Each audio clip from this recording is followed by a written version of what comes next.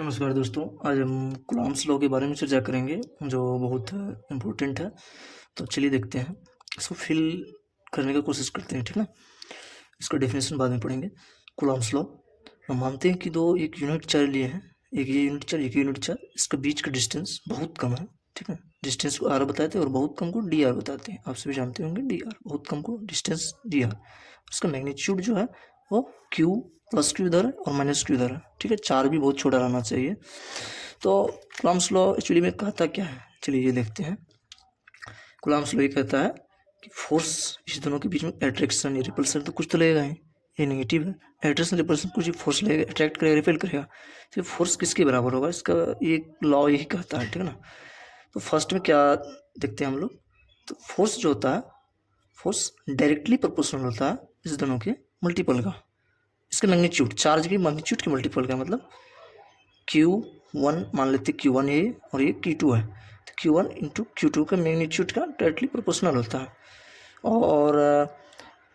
और ये दोनों के बीच का डिस्टेंस जो है, और क्या होता है, और फोर्स जो होता है इस दोनों के बीच के डिस्टेंस का इन्वर्सली प्रोपोर्शनल का स्क्वायर होता है, ठीक है।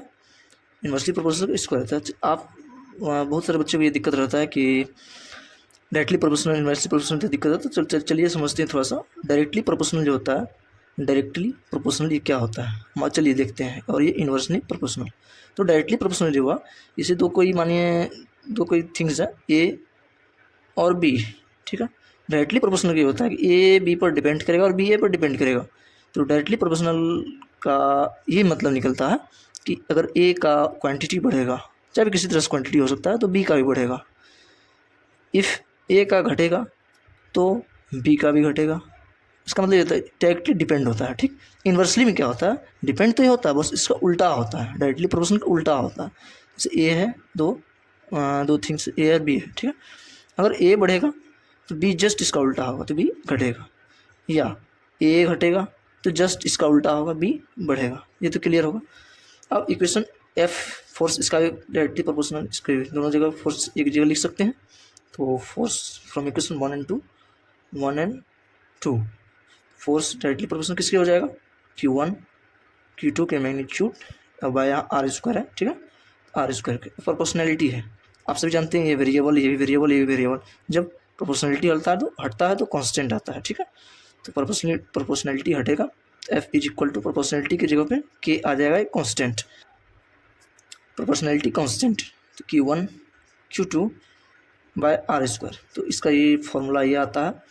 और के का जो वैल्यू होता है वो होता है 1/4 पाई एप्सिलॉन नॉट, ठीक है। ये बराबर होता है 9 × 10⁹ न्यूटन मीटर स्क्वायर पर कूलॉम्ब स्क्वायर के बराबर होता है, ठीक है ना। इसका वैल्यू न्यूमेरिकल वैल्यू है, ये भी काम आता है न्यूमेरिकल्स बनाने के लिए, ठीक है ना। चलिए अब इसका थोड़ा स्टेटमेंट देखते हैं। Coulombs law, it states that the force acting between the charges is directly proportional to the product of magnitude of both charges। Product of magnitude directly proportional है, प्रोडक्ट ऑफ मैग्नीट्यूड के, ये magnitude का symbol ये बताता है mode. Product of magnitude directly proportional to the product of magnitude of both charges and inversely proportional, square छूट गया है, ठीक है ना। Square and inversely proportional square to the distance between both the charges, inversely proportional है।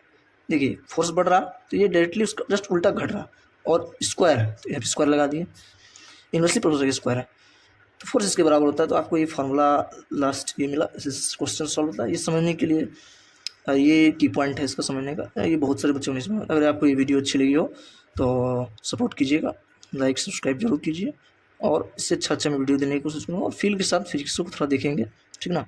पढ़ाते तो सब है बट अच्छे से दे नहीं पाते हैं सब, ठीक है। धन्यवाद, मिलते हैं अगले वीडियो में।